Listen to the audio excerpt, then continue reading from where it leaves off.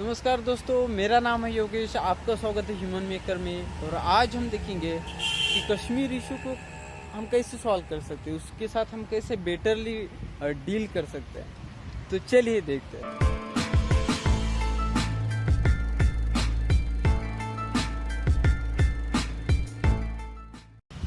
दोस्तों, हम जब देख रहे हैं कि कश्मीर इशू जो है तो बहुत सालों से पेंडिंग है, उसमें सॉल्यूशन निकलता हुआ कभी तो कुछ देखता नहीं। बस ऐसा लगता है कि प्रॉब्लम तो बस बढ़ती जा रही है और सॉल्यूशन मिलने का तो कुछ रास्ता तो दिख नहीं रहा है। तो मैंने ऐसे ही फाइंड आउट करने की कोशिश की है कि क्या हम कश्मीर इश्यूज को हम कौन से मुद्दे हैं जिनमें हम थोड़ा सा अगर हाथ डाल के अगर हम उनको सॉल्व करते हैं तो हो सकता है कि इससे हमको मदद मिले। कश्मीर में जो है तो हम जमहूरियत ला सके, उसमें हम जो है तो पीस लाने में सक्सेसफुल हो जाए और कश्मीर के लोगों का भला हो, कश्मीर के यूथ का भला हो। इसके लिए हम क्या कर सकते हैं, क्योंकि होता क्या है कि करता एक है लेकिन भरता दूसरा है। जो कुछ भी अगर वहाँ पे हो रहा है तो एक या दो लोगों से हो रहा है, लेकिन उसका जो इफेक्ट हो रहा है वो बहुत सारे लोगों की इसके पूरी ज़िंदगी बर्बाद हो जा रही है। पूरी यानी कि ज़िंदगी के कितने साल उसमें निकल जा रहे। वो कुछ करना भी चाहते हैं लेकिन सिस्टम का सपोर्ट नहीं होने की वजह से वहाँ पे लॉ एंड ऑर्डर सिचुएशन नहीं अच्छे से लागू हो रही। उसकी वजह से जो यूथ कुछ करना भी चाहता है तो वो भी कुछ नहीं कर पा रहा है। तो उसकी वजह से फिर क्या होता है, जो पीसफुल बंदे हैं अच्छे से रहना चाहते हैं उनमें भी जो है तो फिर एक तरह का असंतोष तैयार हो जाता है। इसमें जो है तो एक तरह का फ्रस्ट्रेशन आने लगता है कि हमारा तो कोई फ्यूचर ही नहीं, यहाँ पे हम तो कुछ कर ही नहीं सकते। तो हमें वहाँ पे पीस लाना, वहाँ की सिचुएशन को समझना, वहाँ के हालातों को सॉल्व करना बहुत ही ज़रूरी है, ताकि हम जो आने वाली पीढ़ी है उसको एक अच्छा भविष्य दे सके। तो कश्मीर में जैसे कि हम देखते हैं कि जुडिशियल सिस्टम, कानून व्यवस्था को एक अच्छे से बनाना वहाँ पे बहुत ही इम्पोर्टेंट है। कानून व्यवस्था अगर हम कहीं पे भी अगर बिगड़ जाती है हमारी, वो कश्मीर ही नहीं, चाहे इंडिया का कोई भी स्टेट हो, दुनिया का कोई भी देश हो, जहाँ पे कानून व्यवस्था ठीक नहीं है वहाँ पे असंतोष पनपने लगता है। वहाँ पे लोग सिस्टम को चैलेंज करने लगते हैं, सिस्टम पे उनका भरोसा उठ जाता है। तो फर्स्ट प्रायोरिटी हमारी ये होनी चाहिए कि जुडिशियल सिस्टम को हमें मजबूत करना होगा।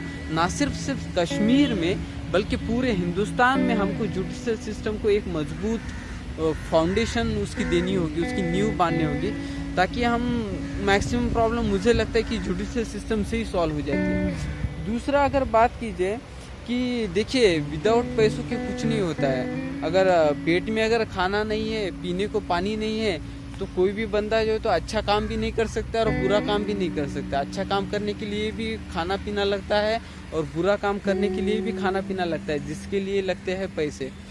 तो जहाँ से ये फंडिंग हो रही है टेररिज्म को, तो वो फंडिंग को हमें रोकना बहुत ही ज़रूरी है। अगर हम फंडिंग को रोक पाते तो हम बहुत सारा ये पीस लाने में बहुत कुछ सक्सेसफुल हो जाते हैं। क्योंकि क्या होता है कि पैसा ही एक ऐसी चीज़ है कि फिर पत्थर उठाने को भी जो है तो लोगों को मोटिवेट करता है। पैसा ही बहुत बड़ा रोल इसमें निभाता है। अगर हम पैसे के ऊपर अगर रोक ला सकते हैं अच्छे से, तो मुझे लगता है कि बहुत बड़ी जो हमें प्रॉब्लम सॉल्व करने में इससे मदद मिलेगी। दूसरी बात ये है कि वहाँ पे एजुकेशन की जो एक सिस्टम है, वहाँ पे किस तरह का एजुकेशन दिया जाता है। बच्चे अगर स्कूल में जाते भी हैं तो किस तरह के स्कूल में जाते हैं, वहाँ पे स्कूल में जाने के बाद उनको क्या शिक्षा दी जाती है, उसके ऊपर कंट्रोल रखना बहुत ही ज़रूरी है। क्योंकि ब्रेन एक सॉफ्टवेयर की तरह है और स्कूल में क्या होता है कि सॉफ्टवेयर की कोडिंग होती है, यानी कि ब्रेन को वहाँ पे बनाया जाता है। तो स्कूल में किस तरह की शिक्षा दे रहे हैं हम,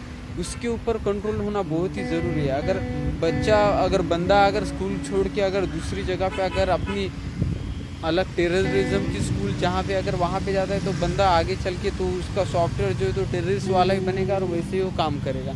तो स्कूल्स के ऊपर, एजुकेशन के ऊपर फोकस करना बहुत ही इम्पोर्टेंट है, बहुत ही इम्पोर्टेंट है। और एक बात जो है तो बॉर्डर्स से लग के है कश्मीर, पाकिस्तान से एकदम लग के है। बॉर्डर के ऊपर जो इलाके आते हैं वहाँ पे टेररिस्ट आते हैं, अपनी गतिविधियाँ बढ़ाते हैं लोगों को अलग से कन्वर्ट करने की कोशिश करते हैं, उनके माइंड के साथ खेलने की कोशिश करते हैं।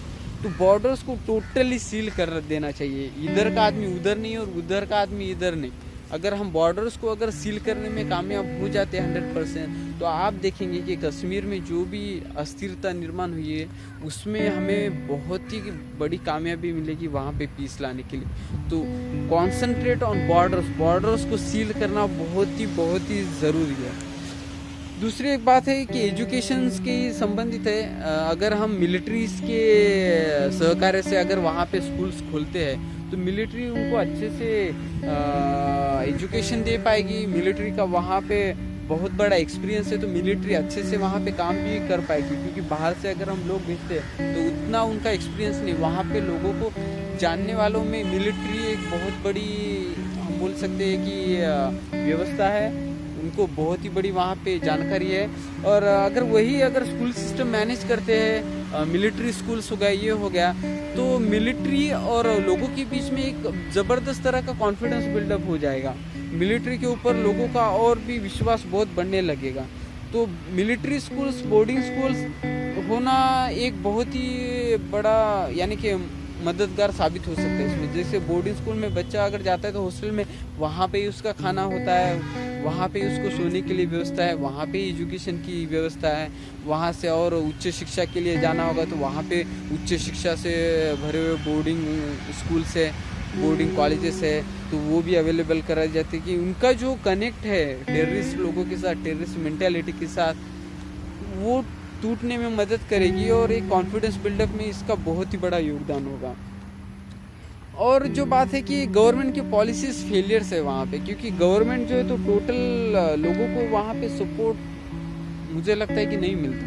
क्योंकि अगर गवर्नमेंट अगर फुल्ली सपोर्ट करती है कि कोई भी सिचुएशन आए, वो जो लोग गवर्नमेंट के साथ हैं उनके साथ में गवर्नमेंट अगर खड़ी रहती है तो लोग भी क्या करते हैं कि आपके ऊपर विश्वास रखने लगते हैं गवर्नमेंट के ऊपर। लेकिन जब भी कोई मुसीबत आती है, अगर गवर्नमेंट पहले ही भागने में अगर अव्वल रहती है तो लोगों का विश्वास उठ जाता है कि भाई जब हमारे ऊपर जब मुसीबत आती है तो गवर्नमेंट हमारा साथ नहीं देती है, तो फिर हम गवर्नमेंट के साथ क्यों दें। तो ये कॉन्फिडेंस बिल्डअप करना, लोगों के अंदर गवर्नमेंट के प्रति विश्वास जगाना बहुत ही ज़रूरी है। उसके लिए पॉलिसीज इम्प्लीमेंटेशन करना बहुत ही ज़रूरी है। भ्रष्टाचार नहीं दिखना चाहिए। जब भ्रष्टाचार दिखता है तो लोगों का सिस्टम के ऊपर से विश्वास उठ जाता है। आप लोगों को क्लीन सिस्टम दिखाइए, बहुत ही प्योर सिस्टम दिखाइए, लोग आपकी तरफ भागे आएंगे। पूरा पाकिस्तान हिंदुस्तान से जुड़ जाएगा। लेकिन इसके लिए क्या होना पड़ेगा, हिंदुस्तान को उतना प्योर होना पड़ेगा, हिंदुस्तान को उतना चमकना पड़ेगा, हिंदुस्तान को उतना दिखाना पड़ेगा कि हम उतने कामयाब लोग हैं, हम सिचुएशन को बहुत ही भली भांति जानते हैं, हम प्रोग्रेस के पाथ के ऊपर आपसे भी आगे। तो पाकिस्तान के लोग भी इधर ज्वाइन करने के लिए तैयार हो जाएंगे। लेकिन आपको उतनी क्लीन सिस्टम होनी ज़रूरी है, आपकी जुडिशियल सिस्टम स्ट्रांग होनी ज़रूरी है, ताकि लोग खींचे चले आए, ना कि आपसे भागे चले जाए। तो गवर्नमेंट पॉलिसीज़ का इसमें बहुत ही बड़ा योगदान होता है। गवर्नमेंट थिंक टैंक है जो पॉलिसीज इंप्लीमेंट करता है, उसको भी स्ट्रांग होना बहुत ज़रूरी है कि कौन से कदम उठा रहे हैं आप, आपका ऑब्जर्वेशन कितना है, ऑब्जर्वेशन के बेसिस के ऊपर आपके डिसीजंस डिपेंड होंगे। अगर आपका ऑब्जर्वेशन वीक होगा तो ऑब्वियसली आपके जो डिसीजंस है वो भी आपके रॉन्ग हो जाएंगे। तो थिंक टैंक ऐसा होना चाहिए कि जिसको पूरी तरह से उसका ऑब्जर्वेशन है तो एकदम स्ट्रांग हो, हालात के अनुसार, जो ज़मीन के ऊपर थिंक टैंक चले, ना कि सिर्फ ऑफिस में बैठ के रहे इसी में। तो गवर्नमेंट की पॉलिसीज, गवर्नमेंट थिंक टैंक होना बहुत ही ज़रूरी है। और एक बात जो है, तो जब यूथ मोस्टली आप देखते हैं कि स्टोन पेल्टिंग में आपको दिखता है, पत्थरबाजी में आपको यूथ ही ज़्यादातर दिखता है, बाकी लोग आपको कम दिखते हैं। तो यूथ क्या होता है, एक उबलता हुआ ज्वालामुखी होता है, पता है, उसको डायरेक्शन देना बहुत ज़रूरी है। अगर आप उसको डायरेक्शन देते हो तो आप उसका एक सही डायरेक्शन में आप उसका एक देश के लिए आप उसके योगदान का एक मदद भी ले सकते हो। लेकिन अगर आप उसको डायरेक्शन नहीं देते हो तो यूथ क्या करेगा, अपना रास्ता खुद ढूंढता रहेगा। जिस तरह से पानी बहता है ना, अपना रास्ता खुद ढूंढ लेता है, जिस तरफ जाता है उधर अपने रास्ते से बहता है, उस तरह से यूथ का भी है। यूथ में एक तरह की एक जवानी होती है, एक गर्मी होती है कि उस उम्र में वो कुछ तो भी कर दिखाना चाहता है, कुछ तो भी एक जोश भरा हुआ काम, जिसमें उसको शोहरत मिले, जिसमें उसको रिस्पेक्ट मिले, जिसमें उसको नाम मिले, इस तरह का वो काम करना चाहता है। यूथ को वो जो उम्र होती है उसमें आपको एक सही डायरेक्शन देना बहुत जरूरी है। जब एजुकेशन सिस्टम के तरफ सभी के सभी डाइवर्ट नहीं होंगे तो फिर क्या है, कुछ यूथ जो है तो स्पोर्ट्स की तरफ भी डाइवर्ट होंगे। स्पोर्ट्स की इंफ्रास्ट्रक्चर अगर आप डेवलप करते हैं कश्मीर में, जम्मू में, तो इससे क्या होगा, यूथ वहाँ पे एंगेज हो जाएगा, यूथ अपना टाइम वहाँ पे स्पेंड करेगा, यूथ स्पोर्ट्स के अंदर करियर बनाएगा, उसको चैलेंजेस दिखेंगे, फिर स्पोर्ट्स में और काम करने लगेगा। उससे क्या होगा, वो गलत रास्ते पे नहीं जाएगा, वो सही रास्ते पे बना हुआ रहेगा। स्पोर्ट्स की वजह से क्या होता है, एक फिटनेस, जिस तरह फिटनेस का जिसमें जुनून रहता है ना जिस आदमी के अंदर, वो ना तो शराब को हाथ लगाता है, ना सिगरेट को हाथ लगाता है, ना ड्रग्स को हाथ लगाता है, क्योंकि उसको पता है अगर मैं शराब पीऊँगा, ड्रग्स लूँगा, स्मोकिंग करूँगा तो मेरी फिटनेस पूरी मार खाएगी, मेरी फिटनेस अच्छी नहीं बनेगी। तो फिटनेस का एक जो क्रेज़ है वो बनाना भी उसमें बहुत मददगार साबित हो सकता है, क्योंकि फिटनेस में जो है तो आप ड्रग्स, अल्कोहल इसी की बात क्या कर रहे हो। फिटनेस में तो मेरे साथ तो एक बंदा है, वो तो शुगर भी काउंट करके खाता है, सॉल्ट भी काउंट करके खाता है, नमक वगैरह ये सब काउंट करके खाता है। तो फिटनेस का क्रेज़ बहुत ही ज़बरदस्त होता है। ये क्रेज़ मुझे तो लगता है कि हर एक को होना चाहिए, बूढ़ा हो जवान हो, हर एक को फिटनेस का क्रेज़ होना चाहिए। जिसको फिटनेस का क्रेज़ है उसकी तबीयत भी एकदम अच्छी रहती है। तो वहाँ पे स्पोर्ट्स फैसिलिटीज़ डेवलप हो, बच्चों में जो तो फिटनेस का क्रेज़ हो, ताकि वो एडिक्शन से दूर रहे। क्योंकि अगर फिगर्स अगर देखी जाए तो मेरे पास फिगर्स है, तो इसमें कहा गया है कि 60 to 70% वहाँ पे जो स्टूडेंट्स हैं वो ड्रग्स को एक्सपेरिमेंट कर रहे हैं, यानी कि ड्रग्स को ट्राई करना चाह रहे हैं। 60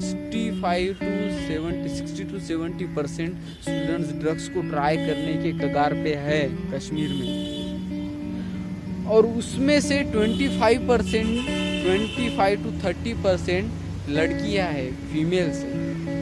इतना बड़ा भयानक ये आंकड़ा है ना। और इसमें आंकड़ेवारी से अगर देखा जाए तो 70,000 to 80,000 यानी कि 70,000 से 80,000 तक ड्रग्स एडिक्ट है वहाँ पे।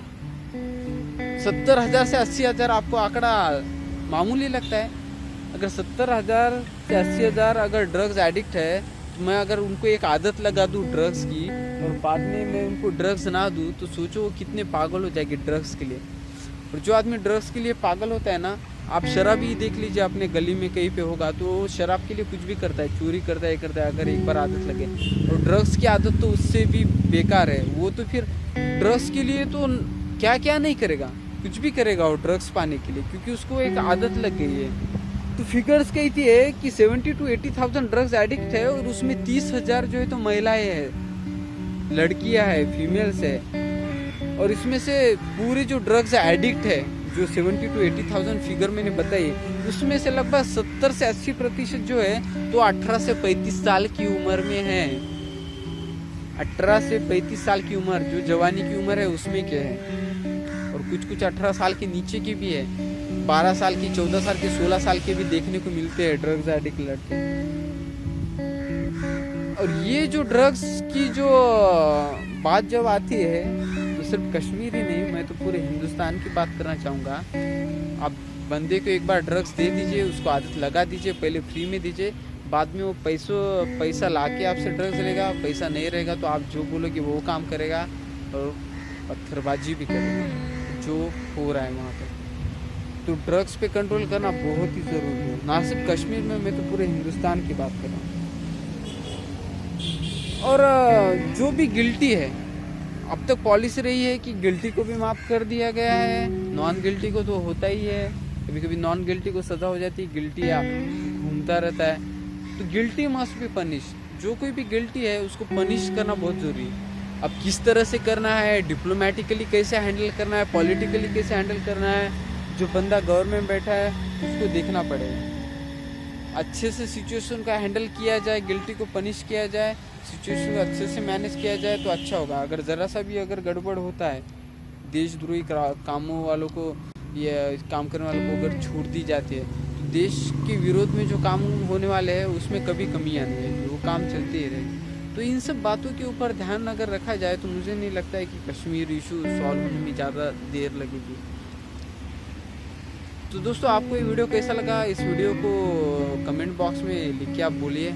इस वीडियो को लाइक कीजिए, चैनल को सब्सक्राइब कीजिए और हो सके तो इस वीडियो को अपने दोस्तों के साथ फेसबुक, ट्विटर, व्हाट्सएप जो कुछ भी है उसके ऊपर शेयर कीजिए। और नेक्स्ट टाइम हम मिलते हैं किसी और वैल्यूएबल सब्जेक्ट के साथ। तब तक के लिए नमस्ते।